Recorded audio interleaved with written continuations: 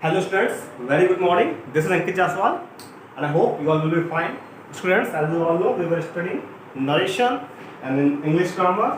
Students, we have already known about many kinds of sentences, that how can we transfer the sentences from direct to indirect. Okay, today I will tell you about how to transform a whole paragraph.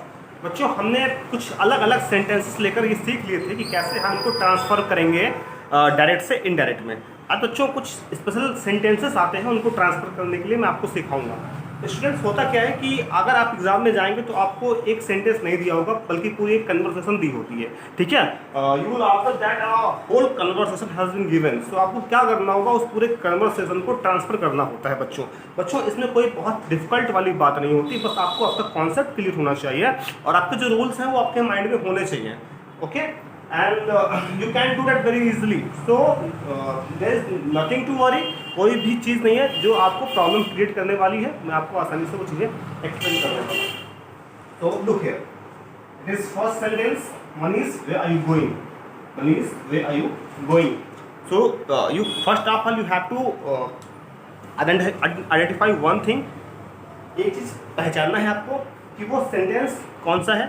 तो सबसे पहले आप देखेंगे तो यहाँ पे sentence interrogative है, ये सेंटेंस इंट्रोगेटिव है, और जैसे आप सेकंड सेंटेंस देखते हैं तो ये असर्टिव है। उसके बाद बाकी टेंस वगैरह भी अभी हम जब ट्रांसफर करेंगे तो उसको हम लोग आइडेंटिफाई करते हुए आगे की तरफ ट्रांसफर करेंगे।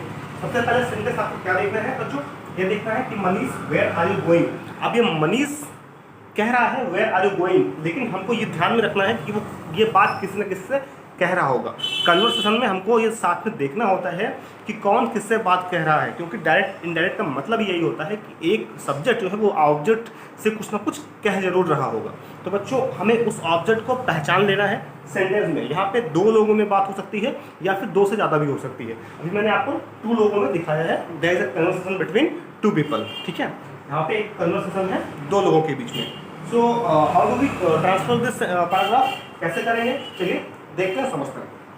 तो यहाँ पे सबसे पहले if you look you will find that Manish is asking Shyam. ठीक है, मनीष क्या कर रहा है, श्याम से पूछ रहा है कि वो कहाँ जा रहा है। तो हम इसको कैसे करेंगे, हमारा वही सिंपल तरीका अप्लाई करेंगे जो हम इंट्रोगेटिव में अप्लाई करते हुए आए हुए हैं। जैसे यहाँ पे देखिए मनीष अभी इंट्रोगेटिव में क्या होता था बच्चों, आपको पता है। मनीष यानी इंट्रोगेटिव में मैं आस्क्ड करता था। ठीक है, तो यहाँ पे क्या होगा, यहाँ पे मनीष ने पूछा है श्याम से, तो मनीष आस्क्ड श्याम। क्या इतनी बात समझ में आई? You get this? Yes, I hope you have got this. ठीक है, मनीष ने श्याम से पूछा हुआ है, तो मनीष एज अ सब्जेक्ट मैंने यहाँ पे यूज किया और आस्क्ड कर दिया क्योंकि इंट्रोगेटिव है। उसके बाद श्याम ऑब्जेक्ट है तो मैंने यहाँ पे श्याम लगा दिया क्योंकि मनीष ने श्याम से पूछा। तो मनीष आस्क्ड श्याम। अब देखिए होता क्या था, जब भी इंट्रोगेटिव सेंटेंस होता था तो वहाँ पे जो इंट्रोगेटिव वर्ड होता था वही क्या करता था, वही कंजक्शन बन जाता था। तो as you are seeing where is the question word, so it will work as a conjunction. तो यहाँ पे जो वेयर है वही कंजक्शन बन जाएगा। तो Manish asked Shyam where.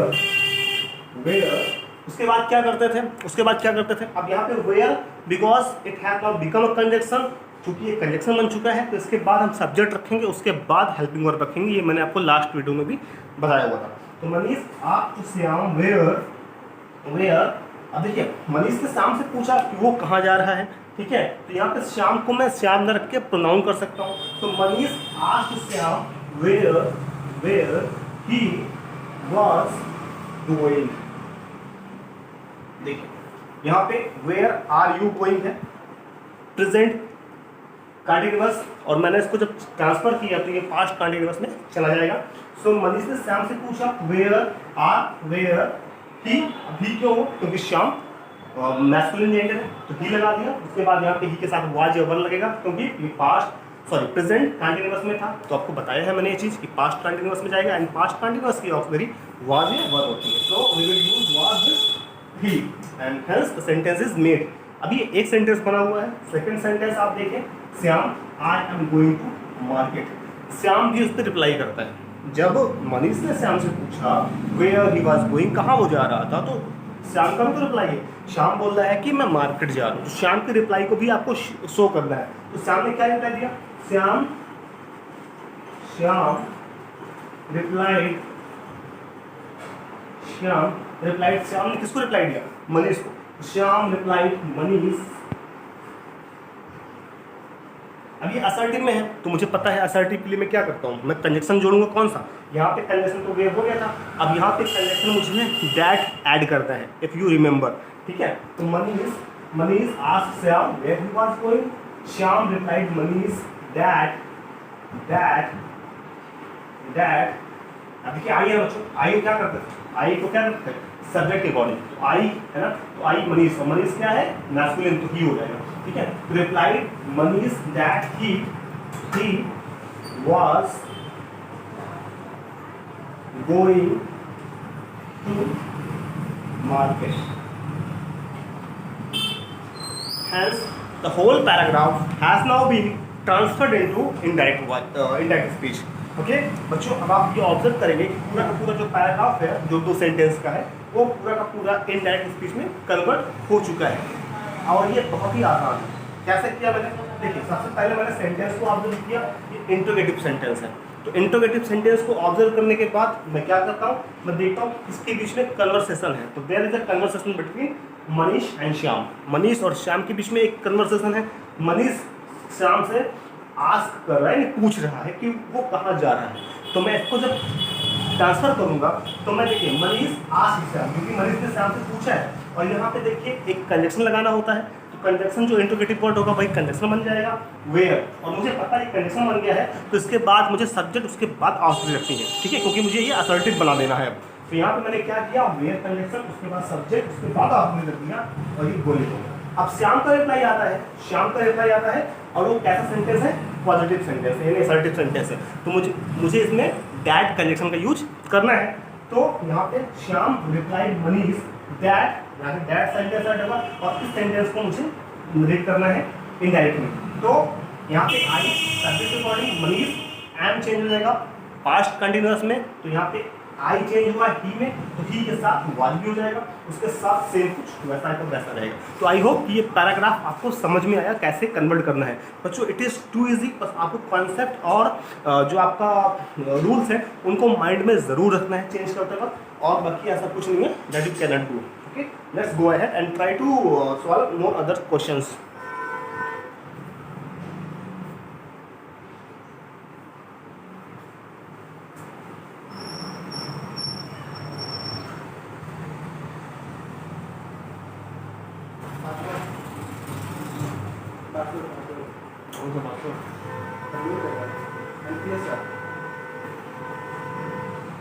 Okay students, so चलिए दूसरा सेंटेंस लेते हैं और उसको हम लोग करते हैं ट्राई सॉल्व करने का।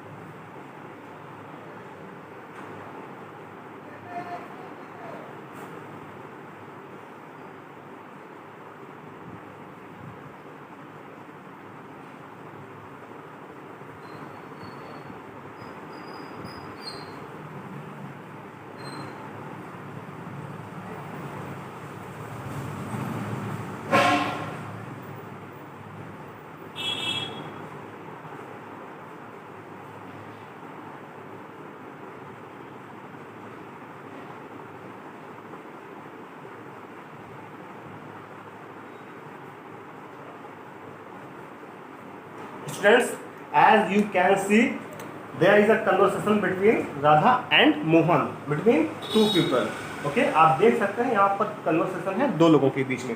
सबसे पहले ऑब्जर्व क्या करना है कि यहाँ पे 2 सेंटेंस नहीं, इस बार 4 सेंटेंसेस दिए गए हुए हैं, लेकिन कन्वर्सेशन 2 है और हमको अपने कॉन्सेप्ट पे स्टिक रहना है। ठीक है, कॉन्सेप्ट और रूल्स, यही 2 चीज़ें होती है बच्चों पावर। तो ये दोनों चीज़ें हमको अपने अडिग रहना है, स्टिक रहना है। एंड उसको ध्यान में रखते हुए keeping them in mind we can transform the sentence easily, ठीक है। आसान होगा बच्चों हमारे लिए, कोई डिफिकल्ट वाली सिचुएशन नहीं आनी चाहिए आपके लिए। चलिए मैं आपको करना सिखाता हूँ कि कैसे आपको करना है, हाउ कैन यू डू। देखिए यहाँ पे राधा ने इस बार मोहन से कुछ बात की है। सबसे पहले सेंटेंस आप देखिए, सेंटेंस क्या है। यहाँ पे राधा ने इस बार मोहन से कोई क्वेश्चन नहीं पूछा हुआ है, इस बार राधा ने मोहन से कोई बात कही है। क्या बात कही है? I am not a good girl, ये राधा बोल रही है मोहन से। तो ये हम देख लेते हैं कि ये असर्टिव सेंटेंस है, ठीक है। असर्टिव सेंटेंस है तो जाहिर सी बात है मुझे कोई क्वेश्चन पूछने के लिए आस्क्ड का सहारा नहीं लेना है, तो मैं क्या करूँगा, सेड का सहारा लूँगा। तो देखिए राधा और बच्चों इनडायरेक्ट करते वक्त टोल्ड लगाते थे ना, याद होगा आपको। तो राधा टोल्ड मोहन डैट।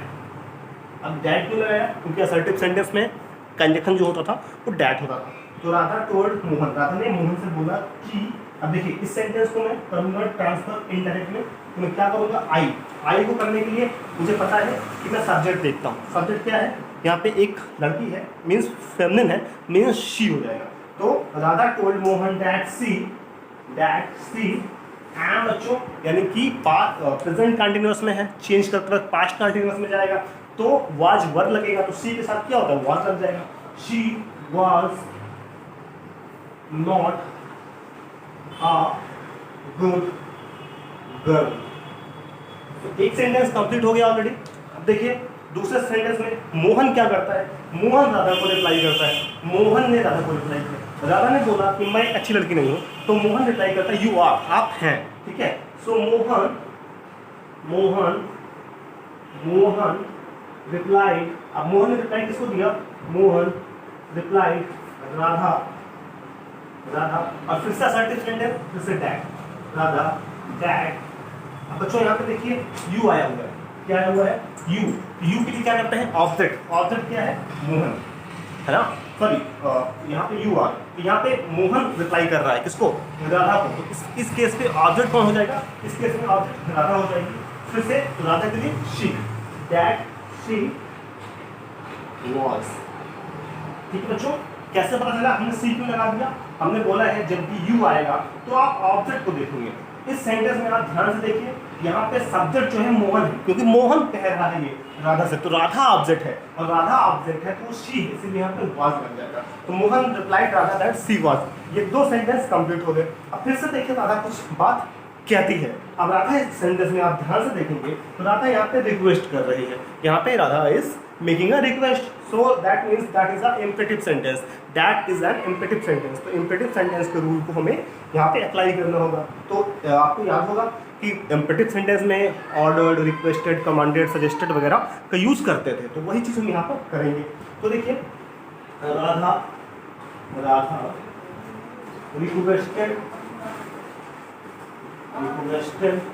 किससे रिक्वेस्ट किया, मोहन से, मोहन, और क्या करते थे, टू लगाते थे, याद होगा आपको, टू लगा के ऐड करते थे इम्पेरेटिव सेंटेंस में। तो Radha requested Mohan to help. अब बच्चों फिर से देखिए यहाँ पे हेल्प मी यानी कि सब्जेक्ट कौन है, राधा, यानी शी, यानी कि सी का क्या हो जाएगा ऑब्जेक्टिव, हर। तो हेल्प हर। ये भी याद रखिएगा आप ध्यान में कि जहाँ पे जो भी नाउन प्रोनाउन का फॉर्म केस होगा उसी को अप्लाई करेंगे। अगर सब्जेक्टिव केस है तो सब्जेक्टिव केस, अगर ऑब्जेक्टिव केस है तो ऑब्जेक्टिव केस।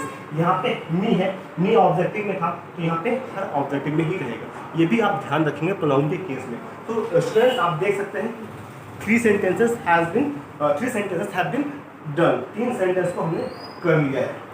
अब जो बचता है वो लास्ट वाला। अब यहाँ पे मोहन फिर से रिप्लाई करता है राधा को, अगेन मोहन रिप्लाइज अगेन। तो देखिए मोहन के रिप्लाई करता है, तो Mohan reply Radha that I means Mohan, that he, I means Mohan subject and Mohan is masculine. That's why we will use the pronoun he. So Radha that he shall. I had told that shall will become should. Okay, that he should. And we use would actually, है ना?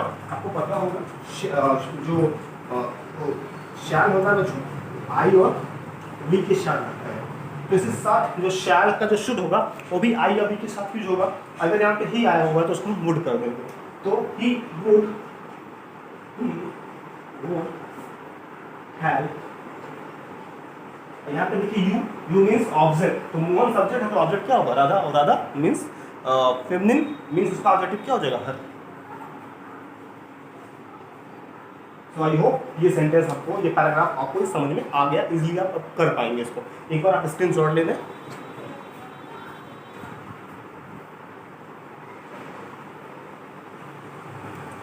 Okay students, I hope ये चीज़ें आपको समझ में आ गई हैं। चलिए एक सेंटेंस और मैं लेता हूँ, उसके बाद आपके लिए होमवर्क।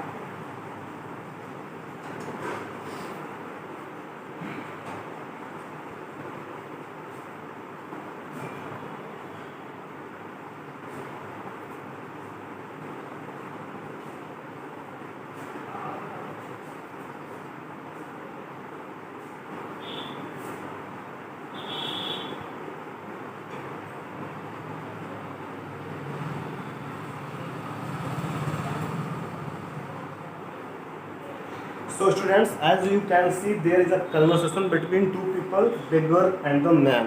यहाँ पे आप देख सकते हैं कि एक कन्वर्सेशन है एक्चुअली बेगर और मैन के बीच में। तो जैसे हम करते थे वैसे के वैसे करेंगे। करना क्या है, हमको स्टेप बाय स्टेप फॉलो करना है। सबसे पहले सेंटेंस को कंप्लीट करना है, फिर दूसरे सेंटेंस को कंप्लीट करना है, और फिर तीसरे सेंटेंस को।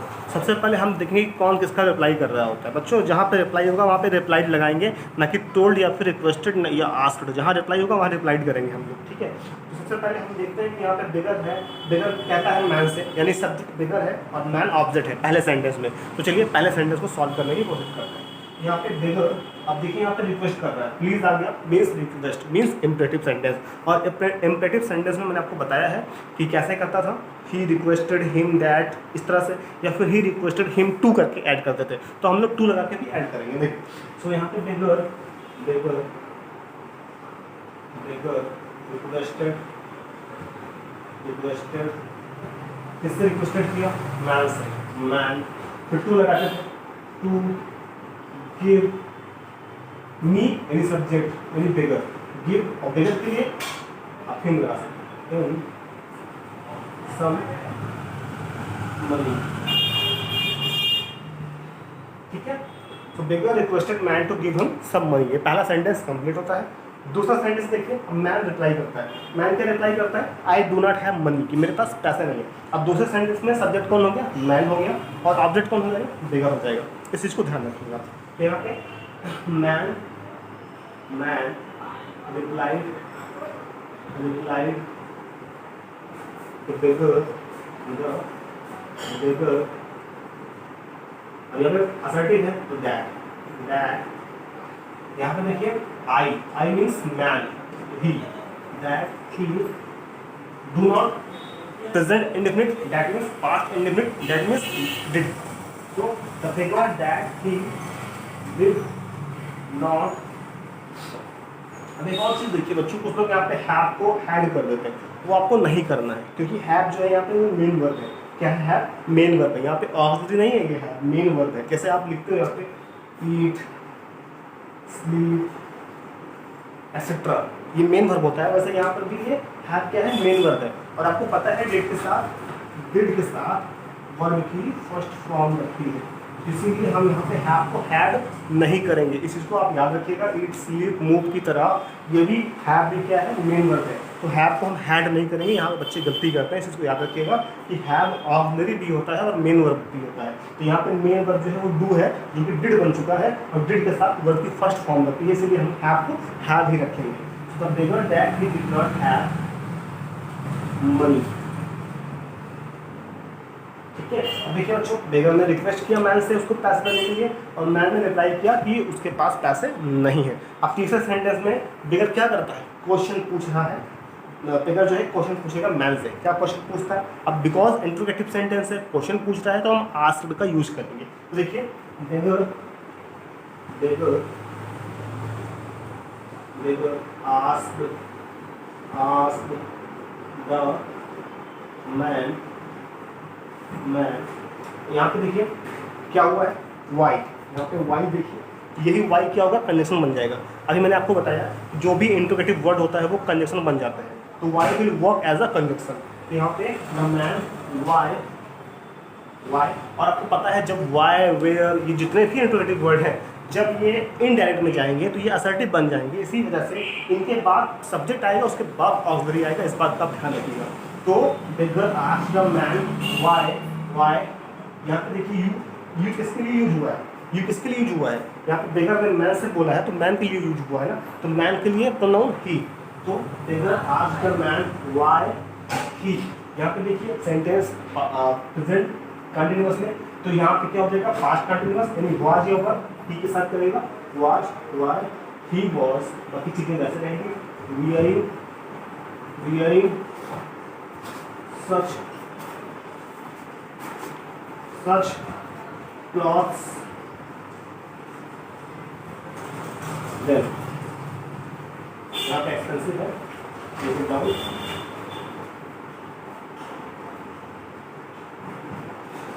सो स्टूडेंट्स, आई होप कि ये चीज़ें आपको समझ में आ गई और आपको कोई प्रॉब्लम नहीं है।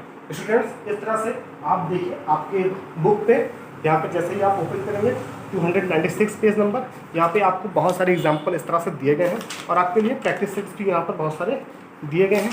इन प्रैक्टिस सेट्स को आपको सॉल्व करने हैं बच्चों, यूज़ करना है। देखिए यहाँ से जैसे ही आप देखते हैं, आपको यहाँ पे स्टूडेंट्स आप पेज नंबर 293 ये देखिए प्रैक्टिस टाइम दिया हुआ है, एक्सरसाइज नंबर 12। यहाँ से आप स्टार्ट करेंगे, आपके पास कम से कम यहाँ पे 10-15 लगभग एक्सरसाइजेस दी गई हैं, इनको आप सॉल्व करेंगे, और कुछ इस तरह से ही एग्जाम में पूछे जाते हैं, इसीलिए ये बहुत ज़्यादा ज़रूरी है कि इस तरह से आप इनको सॉल्व करें बच्चों। इसके बाद हम लोग क्या करेंगे, हम लोग एक और स्टेप सीखेंगे, आगे बढ़ेंगे, जहाँ पर मैं आपको इनडायरेक्ट से डायरेक्ट करना सिखाऊंगा। 1 या 2 वीडियो में वो हो जाएगी। उसके बाद बच्चों हम लोग नेक्स्ट टॉपिक ट्रांसफॉर्मेशन पढ़ रहे होंगे। So students, that is it for today, have a good day ahead. बाकी आपको कोई प्रॉब्लम है, कुछ डाउट है, तो आप मुझे व्हाट्सअप कर सकते हैं, मैं आपको रिप्लाई कर दूंगा। Okay students, so thank you so much.